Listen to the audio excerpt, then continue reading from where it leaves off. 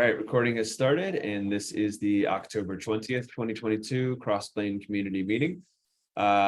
Agenda doc is always open for folks. I'm going to drop a link into the Zoom chat right now. So if you want to add agenda items, there is the direct link to the agenda doc, and feel free to add anything you want to discuss in the appropriate section, and try to put your name attached to it as well, so that we know who is adding that suggestion, and we will get through all the agenda today. All right, so as usual, we go ahead and start with our milestone checkup. And so recent releases, there is a very recent release that was, a big official core crossplane release. So the 1.10 release is out as of Tuesday, I believe. So Muafik had the honors of running that release. So I'm going to pull up the release notes. And Muafik, if you want to give us a little bit of overview of that release, go ahead. Yeah, sure. There are lots of changes in this release, but not like, two big features introductions, which kind of slip through the next release. So the biggest ones as listed here are that now we have maintainers and reviewers groups. This is not specific to this version, but like, since the last one, that's a big change. And we have upgraded to 1.19 all the dependencies that we have in Crossplane, including runtime and Crossplane itself. And there's now a new way to provide package pull secrets. If you provide package pull secrets during the installation of Crossplane, then it will propagate to all providers. So you won't have to deal with pull secrets at all once you install Crossplane. And one of the biggest features around this time is the patching from environment config, and its design doc has made it, but implementation hasn't. So I would say look for 1.11, which will solve a lot of users' problems regarding deploying the same configuration in different environments, and having access to static values. And there's also a new field on the claims now called delete composite policy, which will allow you to configure how claim deletion affect composite.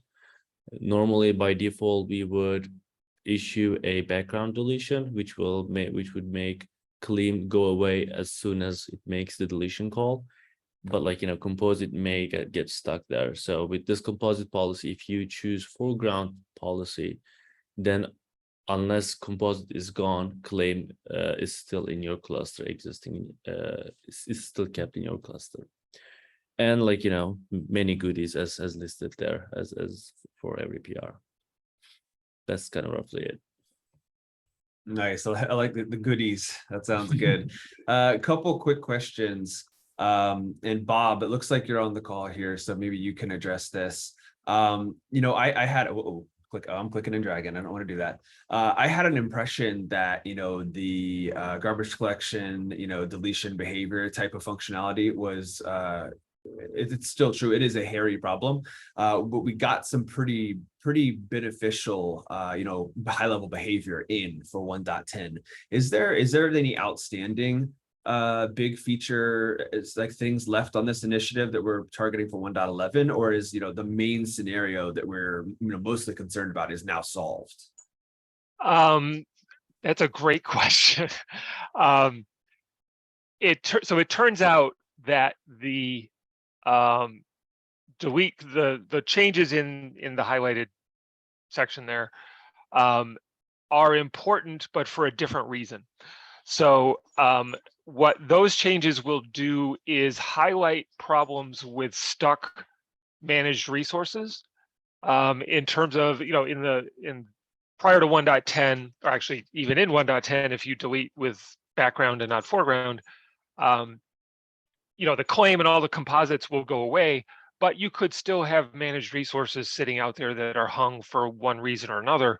And you would never know that unless you did a kube control get managed and saw what is still kind of hanging out there. If you set the delete composite policy to foreground, then what will happen is the claim, when the claim deletes, it will trigger a cascading foreground deletion in the rest of the resources, and those composites and at the end of the day, the claim won't go away until all of the managed resources have gone away. And so that will that brings some visibility to some stuck managed resource issues. The kind of the parallel issue or the related issue in terms of deletion dependencies and not deleting things until their dependencies have gone away is assisted by this. It's kind of, it kind of makes it more obvious that there's a problem there. But the resolution to that is kind of a bigger problem. I don't know if it's actually targeted for 1.11. Nick opened an issue on it. I think he's calling it a usage resource right now that will allow you to track dependencies between resources and actually block their deletion until the dependencies have gone away. And I did model something like that using some Kyverno policies where using a combination of two policies and a custom resource, you can simulate, well, not simulate, you can actually make it work that way in terms of you can block deletion of certain resources while they're being used by other resources. But the official implementation of that, yeah, exactly. And like I say, I don't know if that's actually targeted for 1.11. It is obviously well described here, and I think Nick has a good idea of how he wants to proceed on that. Go ahead, Moffat. I was going to ask, I think when we discussed this deletion problem, Bob, I made a suggestion regarding like a connection secret usage. Is this new secret? Is this new usage type similar to that, or is it more like manually you would? Is it something that you would create manually to represent the dependency? Yeah, I think it's more something that the composition developer would specify manually. Now, the actual interface for doing that, I don't know that has been worked out yet, but I'm doing it with annotations and labels just in my POC grade version of the solution. I hesitate to call it a solution, but yeah, the implementation.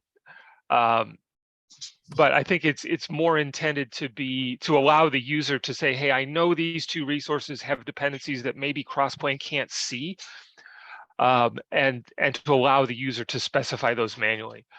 At least that's my impression so far. got it. Thanks. Awesome. Yeah, so Bob, thanks a lot for driving a lot of this general area of functionality. We are, just a note for everybody, at KubeCon next week. Bob will be talking through some of this in more detail in the deep dive session that we're doing for the Crossplane session in the maintainer track. So there will be more details about this and more areas to dive into. The other thing for 1.10 that I wanted to call out is the new contributors list here. That's a pretty healthy set of folks that are, identified as having their first contribution to core Crossplane itself. I know that a lot of these folks have been working on providers and then maybe some stuff in runtime, but within core Crossplane is a set of new contributors here. So that's great to see new folks getting involved and new folks writing code and, all the ways that we contribute. So that's fantastic to see that. All right. So great stuff there. Moffat, thanks for running that release on Tuesday. Thanks everybody for contributing to it. Definitely happy to get that out. And so now we start the next release cycle towards 1.11. This is, we're 2 days into it. So I cannot say that there has been much planning, thinking, or prioritization at all on 1.11. We're super early on that. The release won't be until, we're on a quarterly basis. So the release will not be until next year. January 17th is the schedule for it right now. You can always follow along on the calendar for releases and upcoming things. And then the Crossplane releases project board is still, running and serving as our roadmap here, or more as areas of feature investments that maybe not completely committed to or have owners for, but things that are important for the community and things that we're identifying and bubbling up to the top that there's demand for. So as we go through the 1.11 cycle, there's a good opportunity to take in feedback and take in, ideas or proposals for what to work on in 1.11 timeframe. And, contributors and folks that want help with making progress on things are always encouraged to reach out so we can kind of support you and make progress on the 1.11 milestone. Any notes for 1.11 that folks want to call out?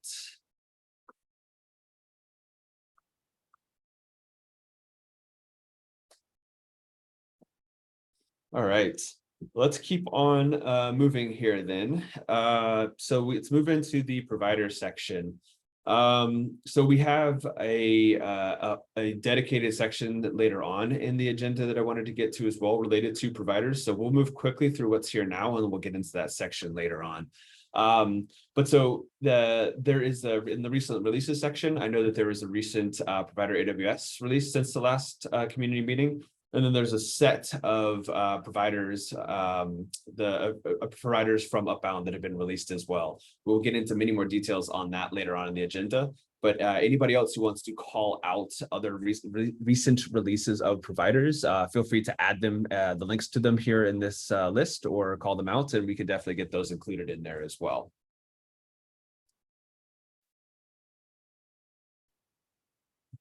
All right, let's keep on moving then to the next couple of sections here. So a couple of cool pieces of content that I wanted to share with everybody. So at Google Cloud Next, there is in one of the talks there, it might have been a keynote, I'm not quite sure actually, but they're showing Anthos running on EKS and using Crossplane. It's kind of like, you know, a few words that you wouldn't necessarily see mixed or didn't expect to see mixed up there, but yes, that is correct.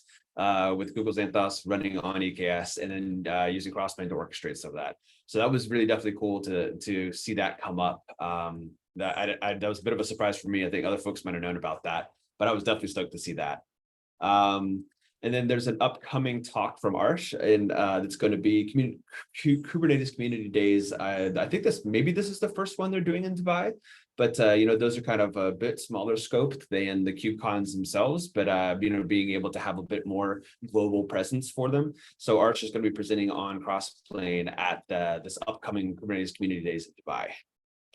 If anybody else has, you know, blog posts or videos or anything like that, feel free to add those to the agenda doc here so they get a little bit more presence or a bit of publicity. And then, of course, you know, the Crossplane Twitter account is always happy to retweet and amplify stuff that you all are doing and writing and producing and creating with Crossplane as well. So always feel free to reach out, and we can we're happy to retweet and amplify some stuff. KubeCon is next week, so I can't really say it snuck up on us, but it feels like it came up all of a sudden a little bit. So hopefully we're going to be seeing a bunch of you folks next week in lovely, lovely Detroit. I know a handful of folks that are on this call right now. I'm definitely planning on seeing some of you already, and you know, we'll be at the Crossplane booth in the CNCF's Project Pavilion area. We'll be there all week as well. So there's lots of opportunities to chat, ask questions, provide feedback. We have a number of talks on Crossplane as well, which I've been talking about basically every week in this community meeting. So there's a direct link to the schedule there for all the talks related to Crossplane. Note that every single one of them is on my schedule as well too. So I'm excited about all of those, obviously. And yeah, the last one, I believe, is that maintainer track session that I was talking about, where Matthias and I will be kind of giving the introduction to Crossplane and teaching folks maybe that are, you know, a newer, less familiar audience with Crossplane. We'll be kind of teaching some of the introductory material, but in the deep dive, Nick and Bob will be going into some pretty cool stuff. Nick will be focusing on composition functions, which is, you know, upcoming functionality that is, you know, being thought through very thoroughly, and you know, is something that we're starting to invest more and more in to bring that to the community. And then Bob will be talking in more details, as we mentioned, about the garbage collection, resource deletion, some functionality stuff. So definitely looking forward to that talk and all the other ones here as well. Lots of opportunities for folks to check out cool stuff. You know, Jesse's talk is on here. Dan's, Moffick, I think all those people are on this, and Manabu as well. So pretty much all the speakers are on the meeting right now. So awesome. Looking forward to everyone's talks next week. Really, really excited about that. So come by and check us out at the booth as well. We'll be hanging out there all day. So yeah, lots of time to hang out. Let's see, Alper, you are on the call today, sir. Do you want to give us a quick update on what your effort was around the fuzz testing? Because the fuzz testing that CNCF is doing at that project is wrapping up now. So Alper has been working on fixing some of the issues that have come up with it. So yeah, Alper, if you want to give us a little quick summary of that, that'd be great. Yeah, so thank you, Jared. So the first issue that we had examined was an out of memory issue. However, when we dig a little bit deeper into how these tests are run, also this is documented by, the OSS fuzz, folks.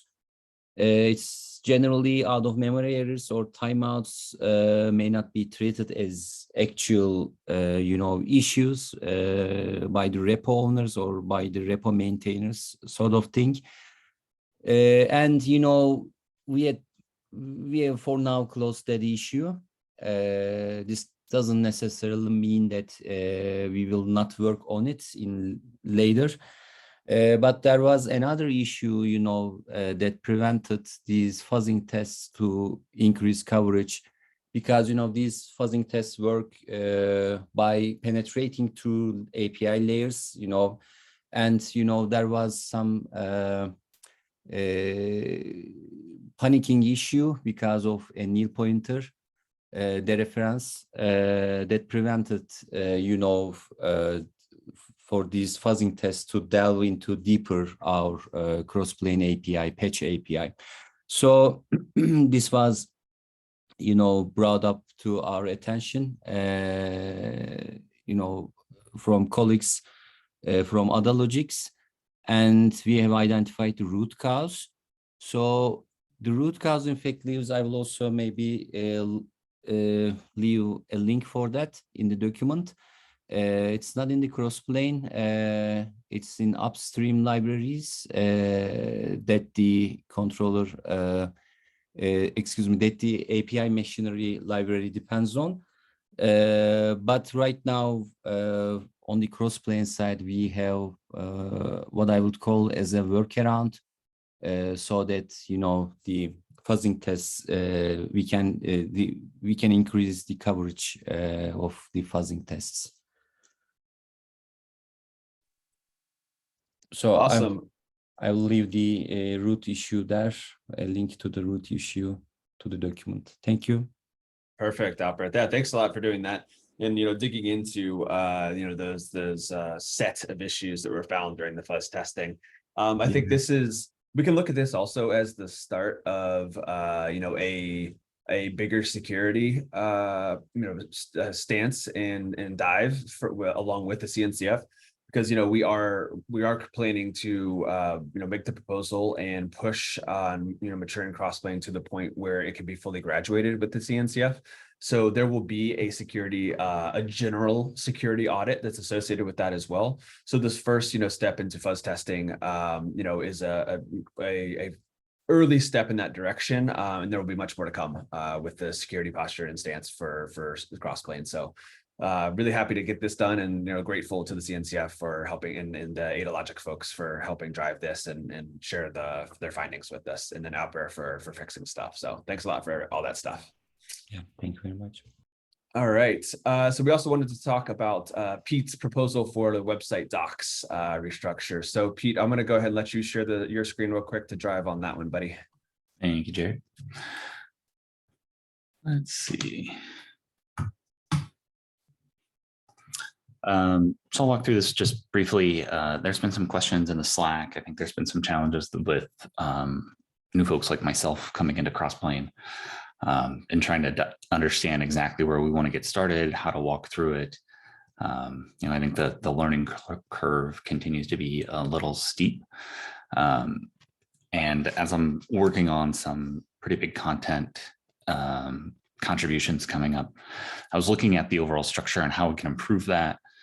How we can make that simpler. So on the left is the existing docs, just for reference. But really how I'm thinking about reorganizing this is trying to break it down into some larger, big bucket sections that seem a little bit more obvious. Sometimes it's just a rename. and then introducing a few new concepts. So one of them is this idea of quick start guides. So whatever providers want to show their quick start, whether that comes from the community, from the provider developer, somebody else entirely, how do we get off the ground? How do we install that provider? How do we show that that provider works, and generally tests credentials? So we're not trying to overwhelm that reader with a ton of content, all of the capabilities of Crossplane. It's just a single toe in the water. Install and management, I think, is pretty obvious, but centralizing that, I think today we have 2 different install Crossplane sections, for example. That alone is pretty confusing to folks. Breaking down those components, which is really the concept section today. Packages, breaking that into its own section, building, publishing, and the spec. The guides are more or less going to stay the same, so nothing there. And then consolidating a lot of some of the miscellaneous things that exist in different places into a combined additional information section. And then finally, reference implementation. So this is something that could be a baseline for a production implementation of a provider or set of providers. And this is specifically different from the quick start because it is the full thing, right? This is where we're going to include composites, we're going to include packages, and really show off how do I take a provider and build something usable out of it, not just turn it on. And so if you think about the top there at the quick start is, I'm new to Crossplane, how do I use it for the first time? And just see it do something. Show me, I want to see the light go from red to green. The reference implementation is, okay, I've got my hands on how Crossplane works, what it does. I want to go run it in production. Can somebody give me an example to follow of how to build all of those components and glue them together? And then I won't go into details here, but also just a mapping of all the existing pages and where they would end up landing with this reorg. So any questions, thoughts, concerns? Yeah, Pete, one of the biggest things for me that there's like with the history of the docs that we've got right now, one of the things that we were attempting to do, I believe with the current iteration of the flow is, kind of demonstrate and help people understand like the power and magic of Crossplane in the sense of, empowering or enabling application developers to do, self-service with, abstractions like infrastructure APIs, right? It's like, so they get this experience of, cool, I can use this thing and, oh, wow, I've had infrastructure, where'd it come from? I didn't define it. Like, oh, my platform team, like they defined this for me and then now I can create it myself. And it's like this nice, magical experience there. I wonder, like, so we kind of lead forward with, compositions or, that experience there. And so I wonder if there's like some explanation, some prose, some description that like can really kind of quickly get people to understand that, or kind of put that forward of like, this is the magic, this is the power, like, kind of a little bit more easy to understand and digest, definitely some documentation expertise there to really make it digestible, that we can also get into this to help out with like helping people get Crossplane with some simple explanation to it. Yeah, and I think some of that is going to be in this, that component section, but I think really what you're getting to is, I think there's 2 kinds of Crossplane magic moments. I think there's one as an operator where you see Kubernetes drive something that's not in Kubernetes, right? Oh my God, my cluster just created an S3 bucket. That's amazing. I see kubectl on one side and I see the S3 AWS console on the other, and I see something just show up in the console out of nowhere. I think that's the first kind of simplest magic moment. I think the other magic moment is on the other side of the Crossplane consumption, where what you're talking about is like, how do I show an API consumption? How do I actually take something complete and see Crossplane do its whole thing, right? And I think there is actually another opportunity for a quick start in a different sense. And what I mean by that is, instead of requiring you to walk through every single step to get to that, say, creating a claim or calling a claim, we give you 99% and you fill in one box. I'm oversimplifying, but we want you to have this little simple amount of work to do to help solidify that understanding, to create that more advanced consumption magic moment. So I think there's an opportunity for a quick start there in the near future.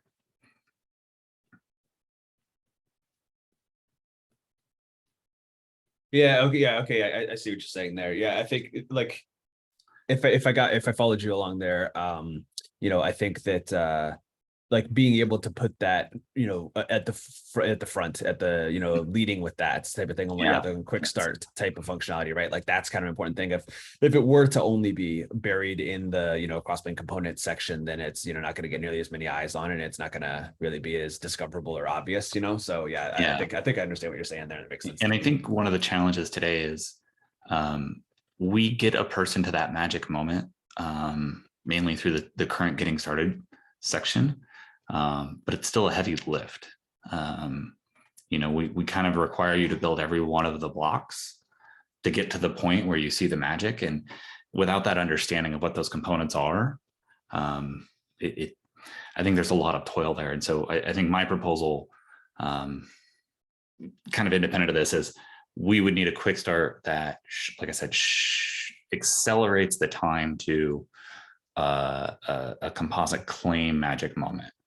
So we give, like I said, we give you 98% of that are already together, whether that's through a package or something like that. And we just say, run this, install it. And now if you do these couple of things, and I will teach you about those things along the way, you will see how to consume an API. And I think if you compare that to the quick starts we have for AWS, GCP, and Azure, again, like we're assuming you know what Kubernetes is, and we assume you know what AWS is, and we're kind of walking you through what is a provider, how do I install it, how do I create a managed resource? And again, this isn't for production. It's not to make you an expert. It's to really expose you to the magic there. And I think we do the same thing, like I said, at the higher level of composites and claims. I definitely like that mentality of accelerating it, like the time it takes to get to that magic moment, and reducing toil to get there as well. Like that general approach does sound like that could have a lot of benefit. I'll file an issue after this and assign it to myself to work on that. I mean, it'll probably be a couple of weeks before I can even start working on it, but I think it's important to track that idea of that composite claim, quick start, and what that's going to look like.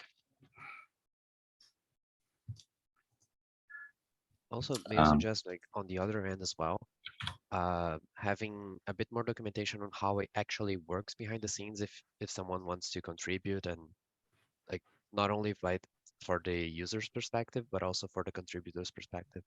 Because like, at least for me, it was a little bit of a lot of reading code to be able to understand what actually happens behind the scenes. So I think it would be very useful to have. Do you mean how does Crossplane operate in an environment? Yeah. Okay, yeah. So that is actually Crossplane operates, and how like the providers generally work. Of this part here is just a controller of Kubernetes, so you can read about this here. But what Crossplane does with the controller is a bit different.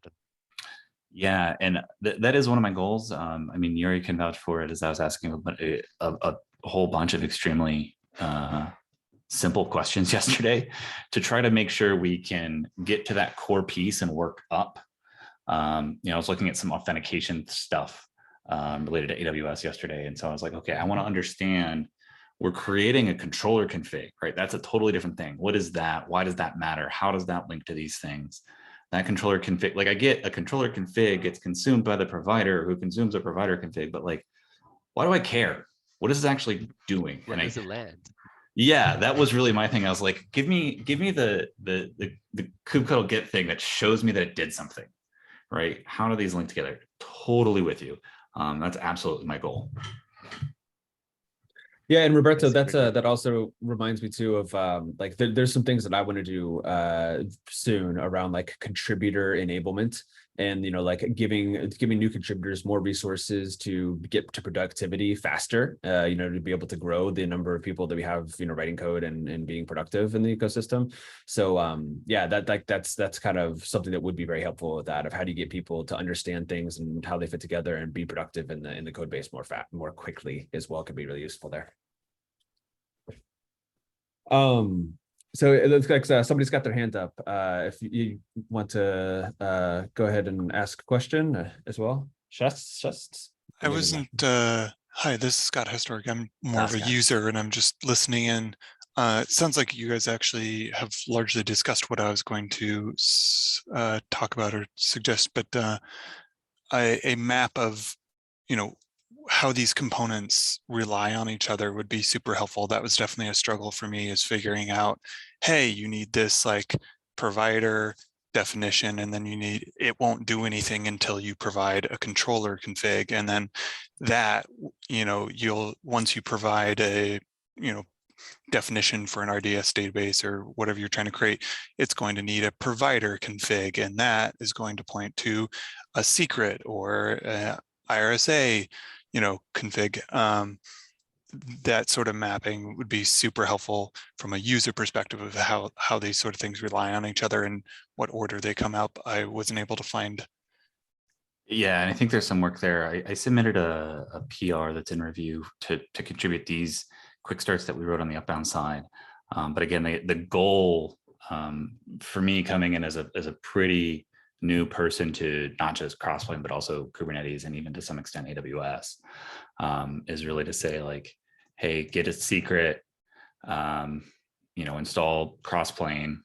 You can see how it created these new API endpoints. This is what it's doing. This is what changes. We install a provider so that Crossplane knows how to talk to AWS. You can see, look, it creates a bunch of new Kubernetes endpoints because of the provider, really trying to show each one of those components and how they link through, and how that matters, right? So here saying, look, the spec credential secret ref name needs to map to the name of the Kubernetes secret. This is how it's looking that stuff up. Super helpful. Right. That's exactly that kind of thread that I'm trying to pull through the whole thing. So if I'm going to build a system, every one of those blocks, I'm going to go back to, college database class, which is the last time I touched a database. Like there's always like a primary and a foreign key for every one of these things. So how do I show those exactly together? 100% with you, and I think that's absolutely the goal that I'm going for these things. Even this, like the managed resource. Look, that API version comes from the provider CRD, right? The name is the name of your bucket that we're going to go and create in AWS, and the region, right? So again, this like random API endpoint, like no, it actually has a practical, tangible thing to think about and implement. So it's exactly where I'm going with this stuff. Very cool. Very, very cool. I like the different, layers we're kind of talking about here of, what layer of, peeling back the onion do people need to understand to be productive with their current task. And it's, this is really nice that we have, we've done a great job as engineers on the project of writing documentation, but having Pete is obviously a step up in our docs you game. needed somebody a little bit dumber to struggle to be able to write that. I don't know if that's the adjective. That is my prime. Pete, but okay. My prime skill. So if anybody has any other comments, please go ahead and comment on the issue 3398. I know Dan had some stuff that I have to follow up with him about, but really hoping to try to wrap this up this week, unless folks would like me to wait longer on that for feedback. Yeah. And I know that Nick does, because Nick's on PTO and he does have some opinions. So yeah, please do wait for Nick's feedback early next week. Okay. Before we move on, just one comment on the documentation side of things. So like technical details and all that is good. But one thing I noticed is it doesn't really address the why of Crossplane, right? Like, why do you want to move away from Terraform or CDK or anything like that, right? Like, why would it's like enterprise companies want to use this instead of that? Like, addressing that kind of questions, having like that QA section or something like that, that'd be great too. Yeah, that's good to know. I think there's absolutely a need for some of that on the Crossplane site. I'm going to draw a thin line between, say, user documentation and what we would classically call more like product marketing. Yeah. But I totally agree with you. There's a why should I care component that I think we can do a lot more work on. Yeah, and there's an investment being made as well right now in the main Crossplane.io site. to, you know, talk about the control plane architecture or like what its benefits are, why you'd want to do this, and kind of help understand the value a little bit more easily as well for people. Yeah, awesome. So Yeah, cool. So maybe- yeah, your feedback there is totally right up the right alley there, man.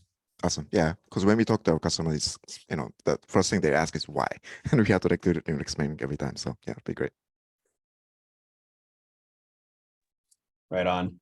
All right, Pete, thanks for sharing all that with us and kind of helping drive some of the documentation improvements there. So let's keep on moving through the agenda. We're at 38 after here, so just 20 minutes left. We're 2/3 through. So I want to jump into an announcement and a discussion area now. So, you know, around the provider ecosystem. So, and I think a big announcement from this week is that Upbound has created a marketplace for Crossplane and the community here, and it's GA, is available now. So I think the biggest thing to take from this is that it is, you know, an attempt at a place for the entire community to rally together and to be able to collaborate and share and discover all sorts of, you know, the great things, providers, configurations, packages, et cetera, that we're all building together. I think there's a whole lot of things as a community we're building. And I think this is an attempt at a really good place to get together and find them all and be productive together, right? So I think that, you know, folks have definitely been using doc.crds.dev for a while to, you know, for CRD documentation and, you know, managed resource documentation, et cetera. So if you've liked that, then this kind of levels it up a few levels. And that's the intent of, you know, having references and just, you know, having a place for people, the entire community, to be productive together. So it's open source, it's free, it's you know, available for anybody to access. And then so in that marketplace, you'd also discover a few new providers that Upbound has released as well. So in these providers, you know, I really want to think about what the goal of Upbound's official providers are. And really it's to help improve Crossplane adoption, you know, high quality, high coverage providers that can really accelerate adoption for folks that want to start using Crossplane and remove some friction and barriers, right? So, you know, growing and expanding the ecosystem here in our community is really a big goal of this. So those are open source, free to use as well, these providers, and, you know, contributions and collaborations there are more than welcome. I think it's also important to kind of have a bit of a reminder as well about, you know, the Crossplane project, the project and governance here. You know, providers are the charter are out of scope of the charter. You know, the Crossplane project does not necessarily endorse or recommend any specific providers, but that does not mean that you know, we can't be facilitating conversations about converging on providers together, rallying around them together, and all, you know, all come together as a community on all of these. So, you know, a note that the Crossplane contrib.org, that's, you know, absolutely, it's still a place that remains a place. So if you want a neutral place to collaborate on providers and, you know, to be working together with the community, that's definitely a place to do that. And, you know, nothing is any different about that than it has been. But, you know, we can be having conversations about, this is an opportunity potentially to be consolidating on some of our provider efforts. Everyone is happy or is, you know, open and encouraged to be building providers as they want amongst the community. But, you know, we do have an opportunity as well to potentially start converging. Bassam is also here from the steering committee. Bassam, is there anything you want to add to that so far?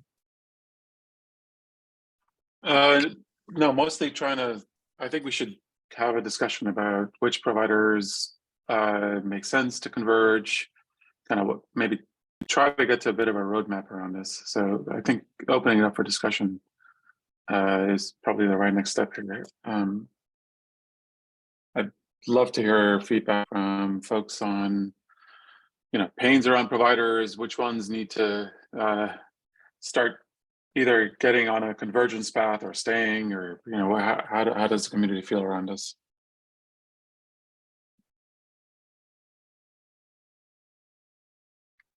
Yeah, Roberto, I see you got your hand raised. We're more than welcome to hop in. Yeah, I'd like to understand a little bit better, like the now you guys have the Upbound like official AWS, GCP, and whatever providers. How do those compare to the community Crossplane and TerraJet ones for those similar things, like for AWS, for GCP, and any others that you may provide in the future?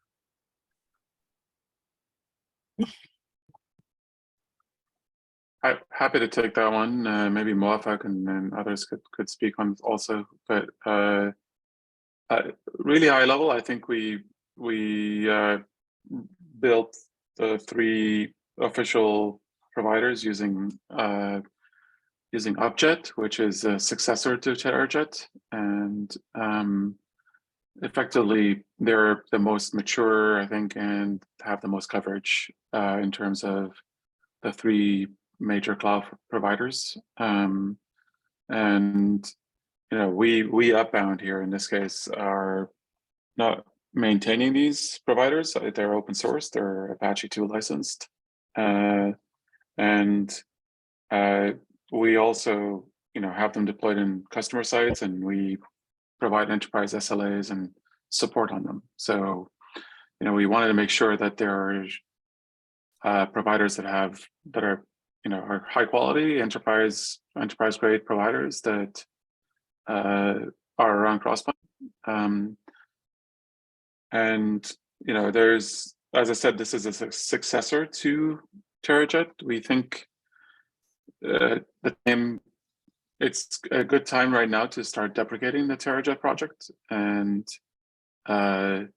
moving on from TerraJet, and you know, working with the community and trying to, if you have a TerraJet provider, we can work with you on trying to convert it to Upjet, and also figure out where it lives, and you know, from a maintenance standpoint, and whether it should become something that can turn into an official provider, etc.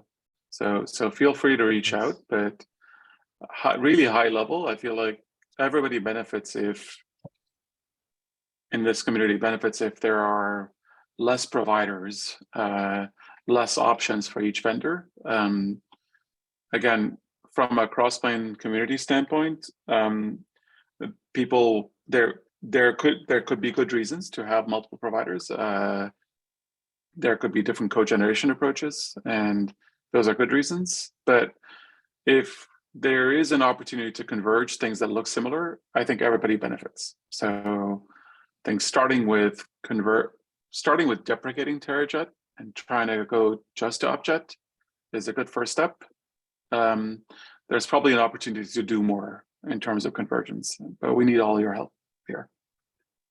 Nice. So the idea is to actually deprecate those old providers that do things in a similar way, not necessarily like the native provider for AWS, for example, but the TerraJet provider for AWS may be replaced by the Upbound official one.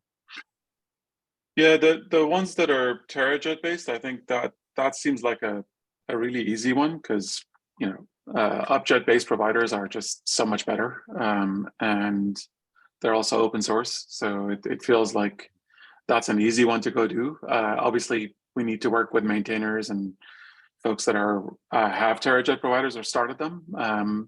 We should work with them and trying to do that.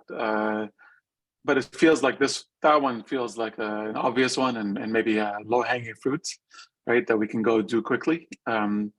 Things like the provider AWS that's in Crossplane Contrib has been there for a while. It's probably the first provider on Crossplane, and you know, it's in production deployments as well. So that might be a longer path to attempt any kind of convergence. But ideally, again, if we can arrive at less providers, and maybe ideally one for each vendor or infrastructure, I think everybody benefits. So you know, again, trying to open up the discussion on what that path looks like, and maybe chart a course towards that. Makes sense. Thank you. Scott, I think there are more questions there. Yeah, I think Scott's hand was raised next. Yeah, the question or comment I had as far as providers go is I think there might be a need for a mapping of provider versions to Crossplane version compatibility, or some sort of file or something defined within the provider repositories that provides that information. In particular, I don't know, it's totally possible as a user I'm doing something wrong, but I've run into using Crossplane 190 in particular, trying to go to provider AWS version 1. I want to say it's 1.8. Sorry, I thought I had it up here.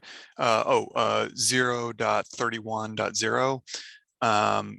It does not work. Backing down a version to version 3.0, 30.0 works fine. You know, same thing, just change in versions. So I think it's a versioning issue, but I could be wrong.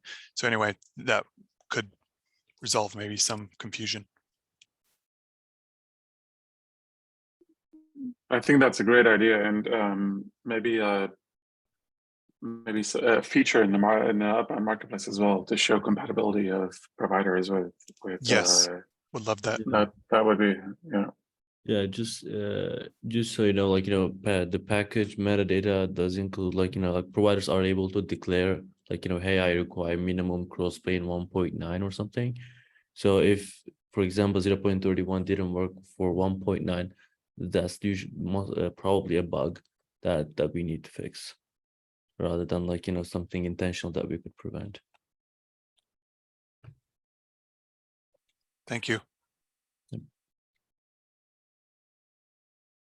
Yeah, good call out, Muafik, on that Crossplane metadata for each package does have that, you know, at least the author of the package's intent captured there for compatibility with Crossplane versions. So yeah, good call out on that.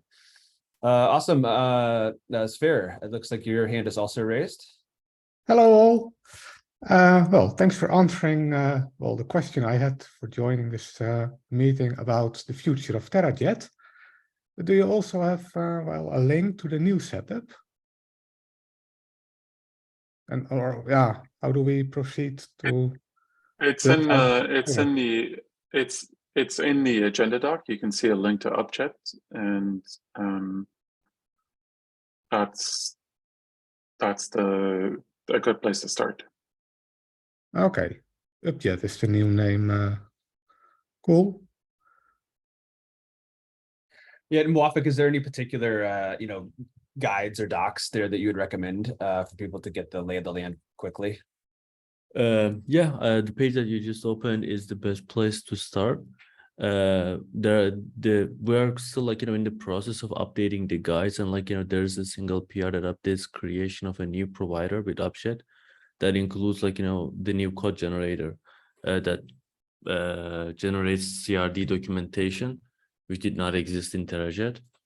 So we're updating the guides, but, like, you know, feel free to get started from here and then ask questions on Slack so that we can get you up and running.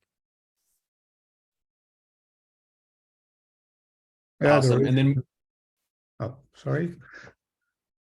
oh yeah, I was just gonna say that yeah, like, you know, Muafik, you would say that, like, issues and discussions in this repo is a good place as well to be surfacing things. Yeah, definitely issues in, like, the discussion. Was discussions enabled on this repo? No, I don't think so. Let's do it. I can enable it real quick. Yeah, that sounds good. Yeah, issues and also, like, you know, in Slack is also a good place. Awesome. Sorry for cutting you off, Sver. Do you have more that you wanted to mention on this? Yeah, well, the reason I was asking is we are using Ranger. There is a TerraJet provider for Ranger. I've been doing a few updates to it to try to get it to work, but I'm a bit stuck at the moment because, well, TerraJet does not provide the features to allow some overrides. So I was wondering how to proceed.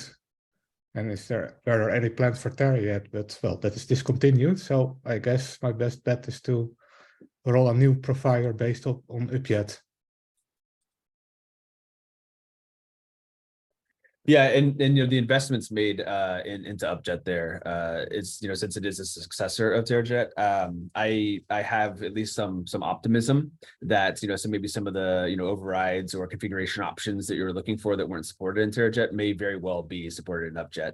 So, you know, I would look at it also as, like, hopefully, and Muafik can speak more to this, hopefully not, you know, rolling a new provider based on Upjet, but, you know, being able to kind of update the build process and the dependencies, et cetera, of the provider you've been working on to then use, you know, Upjet as its generation pipeline. Muafik, is that a reasonable suggestion? Yeah. I'm working on a short guide that will guide you to update, but essentially it's like a lot of the function signatures and stuff are similar.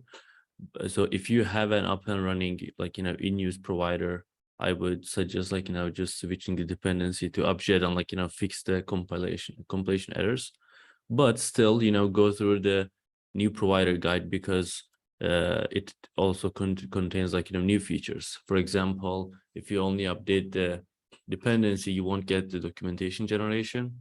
But if you go through here, just making sure you got all the steps done in that provider that you're working on, you will get to use upjet for it with all the features that it provides. Yeah, good call up, Muafik. Thanks. All right. Yeah, thanks for the questions there.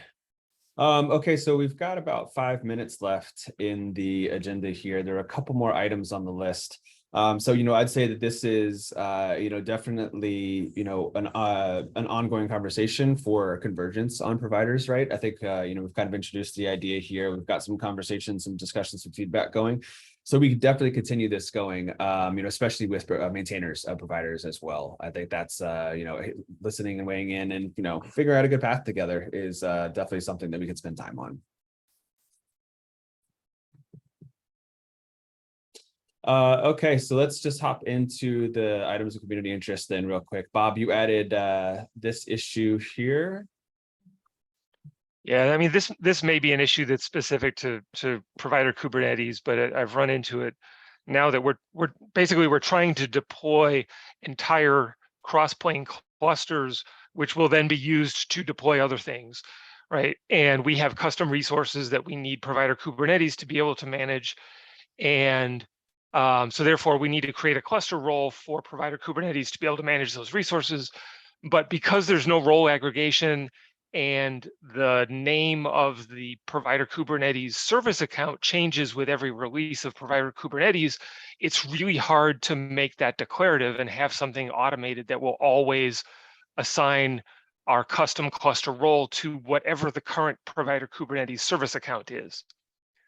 So, Yeah. I mean, this is, this I think is going to, I was planning to talk with Nick next week on this, and I just wanted to raise it as a, hey, this is something that's kind of blocking us from, deploying Crossplane automatically. So anyway. Yeah. So I think the provider Kubernetes targets in theory it targets an external API outside of the cluster, so it usually requires a kubeconfig. So I think it could be the way that it works, or as a workaround for you, that you can produce a kubeconfig for an arbitrary service account that you have in your cluster, and then provide that as provider config secret to the provider Kubernetes, so that it doesn't have to rely on the service account that is assigned to it. Oh, okay. So for those custom resources, create a service account, assign the permissions, and then just point provider Kubernetes at that. Yeah, but produce a kubeconfig right. for that service account, and then use that as provider config. Well, that's a good idea. Yeah, I'll try that. Yep. Thank you. Nice, that makes sense as well to me. Thanks for explaining that, Muafik. Okay, great. And then Bob, did you also add this one as well? Yeah, I mean, this is something that I've just noticed is coming up a fair amount in the Slack channel and some other discussions that I've had offline. I think it would be good to have a document or obviously first a discussion and maybe some collect some information around what does high availability Crossplane look like? How does it work? What do you do to configure it? How do you do backup and restore? What happens when you lose your Crossplane cluster and you need to rebuild things? I've been answering some of or just having some of those discussions, and I just think it's I don't have all the answers to that, so it'd be interesting to have those discussions and maybe get a document put together on what it looks like. One of the things that I thought was interesting was and this is I think a Kubernetes issue more than a Crossplane issue, but when you set leader election and set your replicas to more than one, you are getting extra controllers running, but they're not doing anything. It's active standby, it's not active. So you're not gaining any capacity, you're just gaining backup, basically. And I can definitely see where at some point we may need to gain capacity, and it would be nice to be running in an active configuration. Yeah, Bob, yeah, that's a really good suggestion. And that's something that came up with the AWS folks at their symposium they had run, is that, there is a desire within the greater community here for having more guidance on these architectures that, help make Crossplane more scaled or secure or reliable, whatever it may be, right? So yeah, that's definitely an interesting topic, and one that some contributions to the docs could also help out with, definitely. Hey, Bob, if you're interested, I can send you the Google Doc that we have with our customers. Like Oh, yeah, Jed that'd be said, great. yeah, like Jed said, we we're talking to our customers, and DR and all that is definitely a topic that comes up really often. So yeah, I will send you the link after this call. Oh, that's great. Thank you very much. Yeah. Hey, Manabu, can you share that doc maybe more broadly? Maybe it can become part of the documentation on Crossplane that Pete's working on. Yeah, sure. Yeah, sure. Cool. Yeah, Thank you. awesome, man. But thanks for sharing that, dude.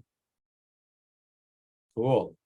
Okay, great. So I think that's the entire agenda doc, and we have 10 seconds left by my clock. So I think this might be a good time to go ahead and adjourn then.